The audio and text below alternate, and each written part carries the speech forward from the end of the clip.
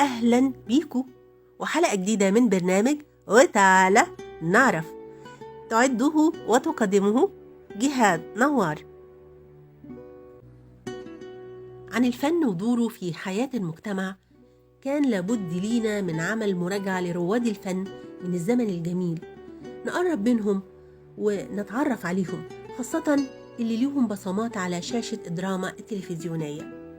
من حسن الحظ إن عندنا فنانين ليهم تاريخ كبير ومضيء، قدموا العديد من المسلسلات ليها مضمون برؤيتهم الخاصة اللي بتعانق رؤية المؤلف، فخرج لينا سيمفونيات راقية لا تجرح عين أو أذن مشاهد، ليها طابع خاص تفردوا به ولم تخطئه عين المشاهد الذكي.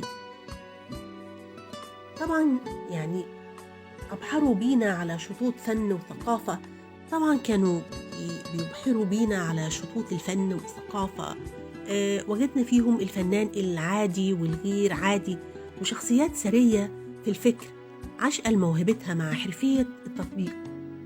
ولأن الفن كلمة بتشمل عديد من صور الإبداع، وهو أهم عامل من عوامل التقدم والنهوض بالمجتمعات على مر العصور، وفي كم من حضارات قدرت توصل لينا بواسطة الفن، لأن الفن يمثل عامل مساعد في نقل الصورة الحقيقية التي يعيشها القدامى، كفن النحت والرسم وفن الخط.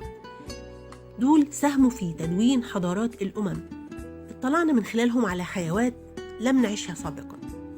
كذلك فن الموسيقى والحكي اللي احتلوا مكانة هامة جدا بين الفنون، وبقالهم أهمية كبيرة في توصيل رسائل مجتمعية هامة، سواء بمخاطبة المشاعر في الغناء أو في التمثيل.